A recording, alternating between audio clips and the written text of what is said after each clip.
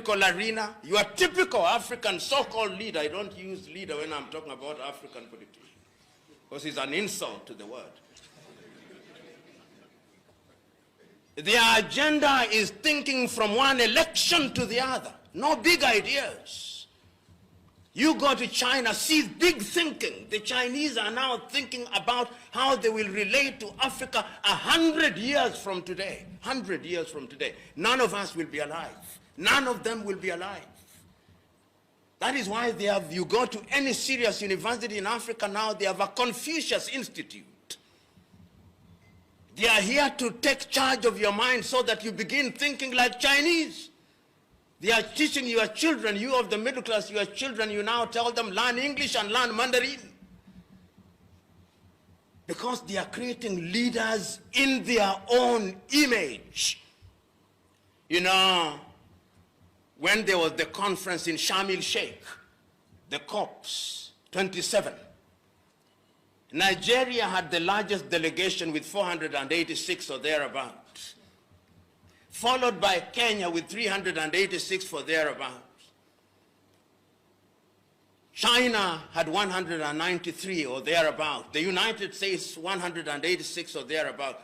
Half of the individuals from Nigerian and Kenyan delegation were dead weight who were shopping in Sharm el-Sheikh. They had no idea what was happening. So when they come, they are now waiting for the conference in United Arab Emirates on 23rd to 25th November this year. Yet some individual in some ministry in this country authorized that they go.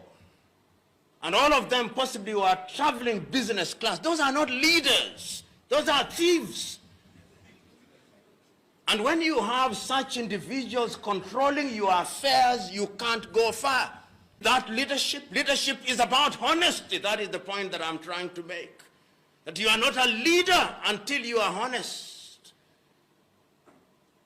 Leadership is about courage. And courage does not mean recklessness. It's about doing the right thing in a manner that is orderly. Are we courageous? Are you prepared to speak your mind without fear of consequence? He's lucky that you don't have the minister in charge here. If he was here, many of you here would be groveling, Mr. CS, Mr. CS. That's what we do in Africa. We see public officials and we go on a worship mode. And we don't tell them the truth. So somebody who is a CS, somebody who is a PS is being worshipped and you claim you are a leader? Leadership is about empathy, about building a team. I was telling some young men that one of the things that amazes me and annoys me at once is when African countries go for team sports. Right now, there is the women's football in New Zealand and Australia. And when African countries score a goal and lose, the newspapers in Africa report that African team has done very well. They scored a goal. But I thought people went there to win. When an African team reaches the quarterfinals of the World Cup, we say, oh great, for the first time an African team has reached the quarterfinal. You would think that the African teams were human beings playing with angels.